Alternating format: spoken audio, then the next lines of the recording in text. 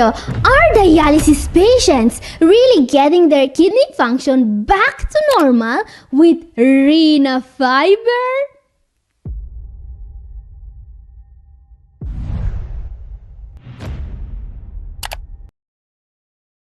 And also, is the rice diet really as good as they say?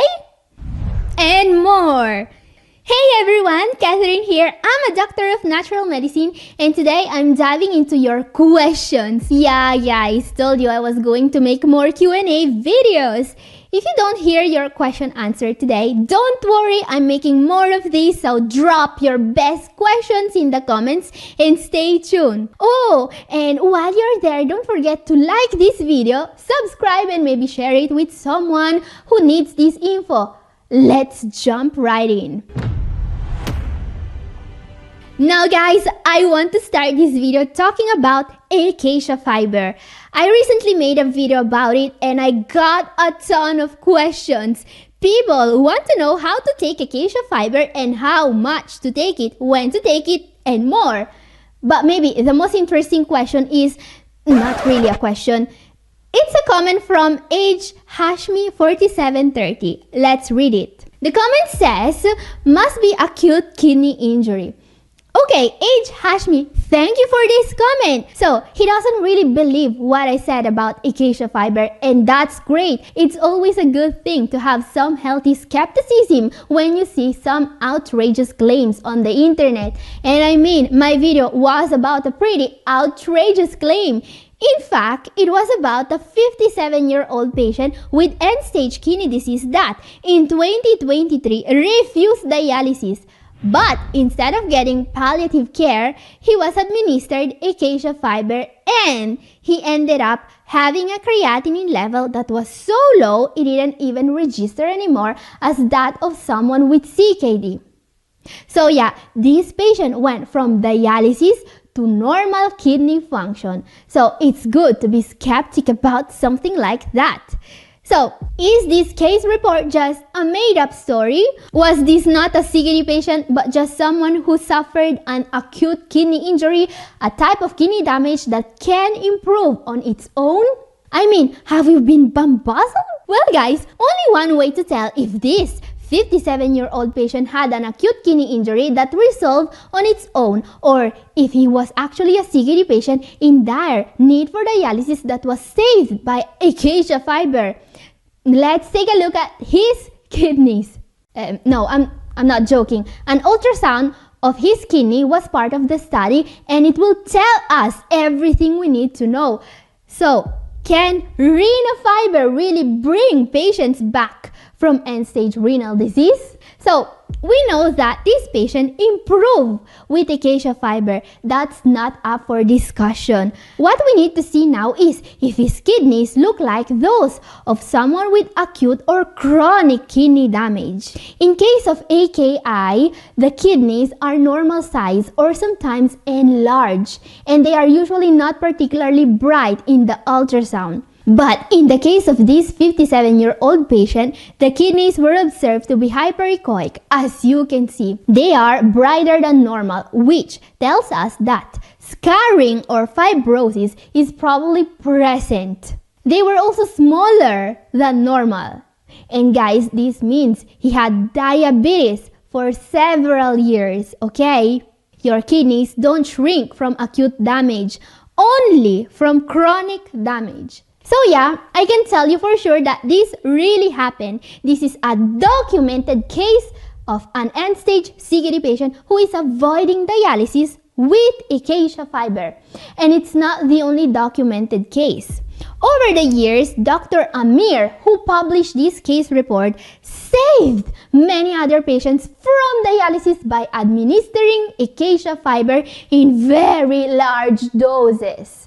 Yes, this doctor has used his intestinal dialysis protocol on multiple patients with equally stunning results. So yeah, that's why I often recommend renal fiber or other fiber supplements such as psyllium husk to my patients. They can really help protecting the kidneys.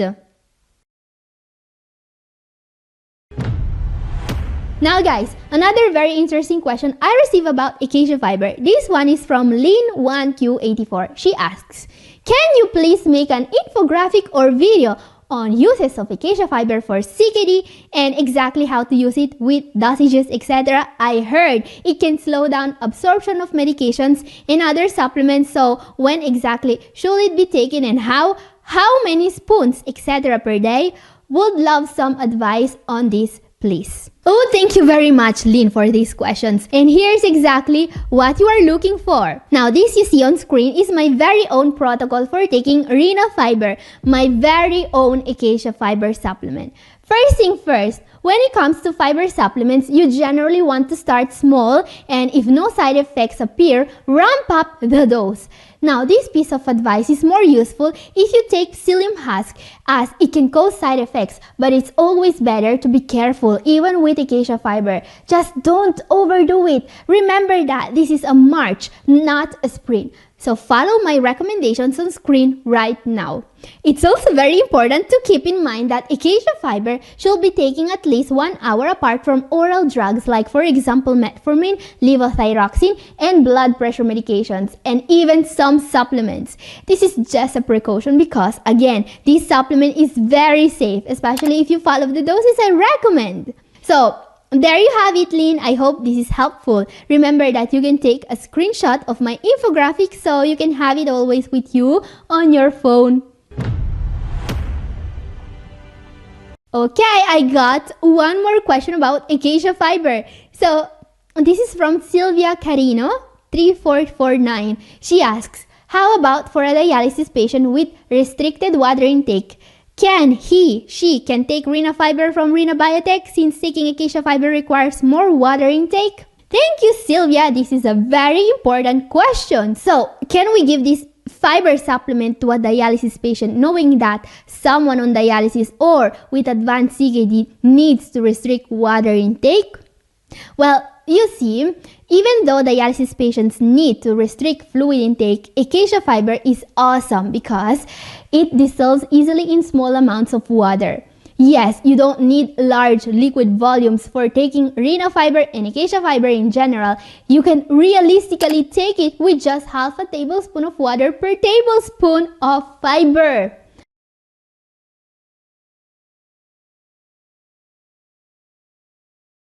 And I believe Sylvia is thinking about psyllium husk when she says that you need a lot of water to take it. So Sylvia, if you are using Rena Fiber, don't worry, just add a very small amount of water. But don't give psyllium husk to a patient with a fluid restriction. But with Rena Fiber, you can get creative. You can mix it into thick soups or stews. You can stir it into morning oatmeal or porridge. You can even sprinkle it into mashed potatoes or pasta sauces. And you won't even notice it's there. I mean, you can even put it in rice recipes. Speaking of which, I got a very interesting question from Thomasida Taylor 6450. She asks, what do you think about the rice diet? Let's talk about the rice diet. This for sure brings back the memories from when I used to study this stuff. So, the rice diet was created in 1930s, yes, almost a century ago, by Dr. Walter Kempner, a German-born physician who later worked at Duke University in the United States. And it was a low-protein, low-fat, and low-sodium diet, a bit like today's renal diet, but it wasn't initially meant to treat CKD. As you can see, they use it for hypertension, and it worked. In this graph, you can see how a 57-year-old patient was able to drop his blood pressure from almost 200 over 120 to around 130 over 80. And he also lost more than 50 pounds in doing that. Now today, we don't need to starve patients anymore to lower their blood pressure. We have medications now, guys. But in the 1930s, it was either this or dying young. Now, something else they didn't have in the 1930s were renal diets like we have today. And the rice diet, it was essentially the first renal diet because if you think about it, when you eat mostly rice, you are not going to get a lot of protein, right? Sodium was also to be avoided, and patients on this diet were seen actually protecting their kidney function. Amazing! So should you give up your current diet and start Dr. Kempner's rice diet instead? Well, that will be like saying, yeah, cars are great. Everyone should drive a Model T to work. Or is it just one speed? No, it's one speed. Yeah, there is a reason why we don't recommend 100-year-old diets to patients. I mean, the rice diet was called the rice diet because it was just rice.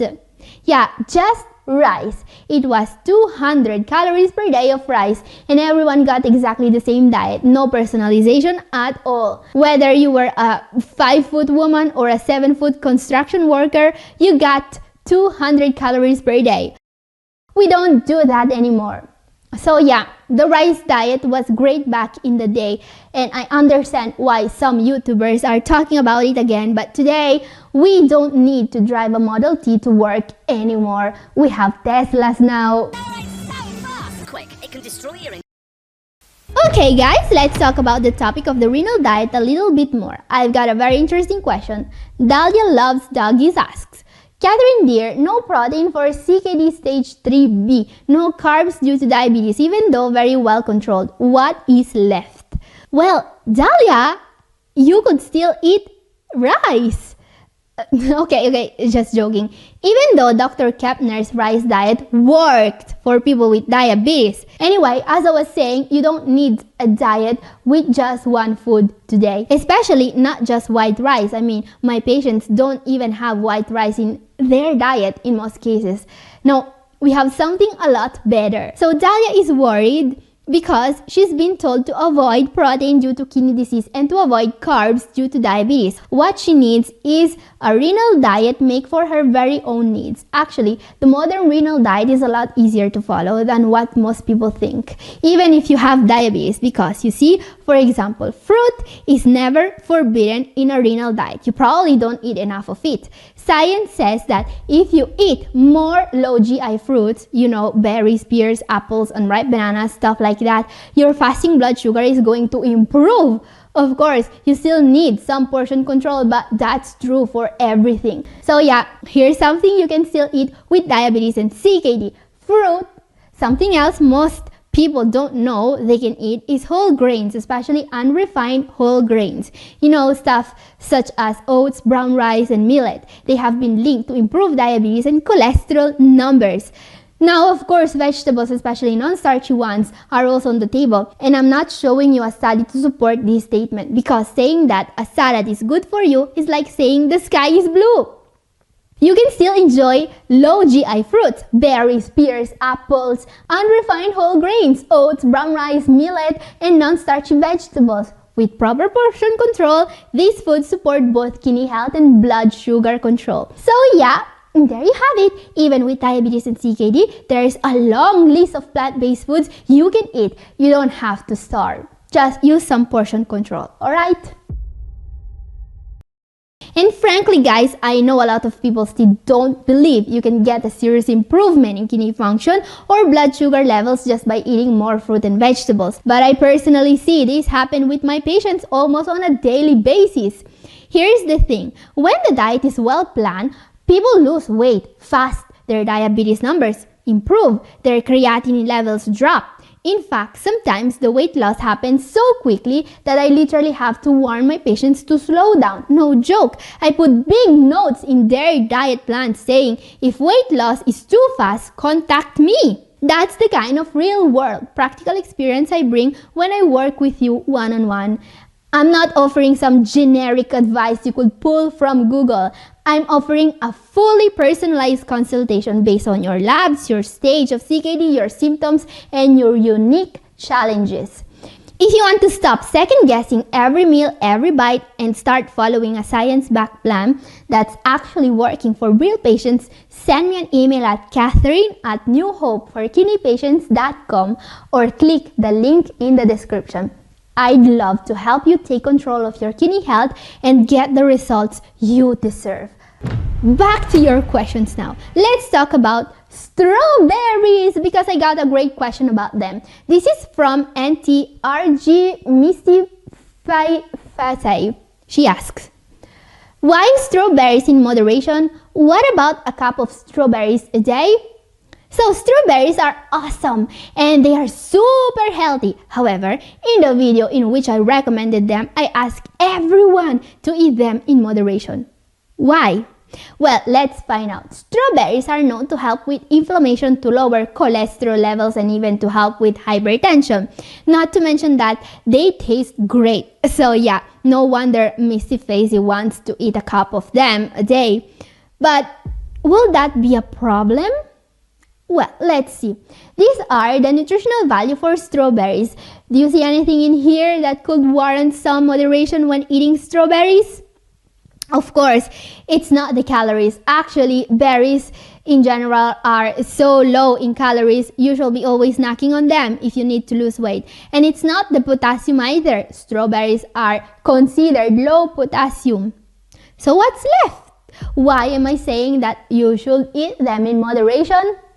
Well, the video in which I said that was actually about antioxidants, and strawberries are chock full of antioxidants. Maybe a bit too much. If you look at how much vitamin C you get from a cup of strawberries, well, that's a lot of vitamin C. Yeah, strawberries are champions of vitamin C. And don't get me wrong, that's amazing.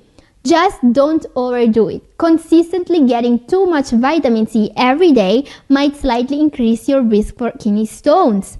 So yeah, maybe you are also taking a supplement and you are eating other foods rich in this vitamin. Now, people don't get kidney stones from strawberries. Still, don't overdo it. And this is our last question for today. If you want to ask me something, use the comment section below. And this is all for today. Thank you for watching. God bless you all. Bye-bye. Ciao.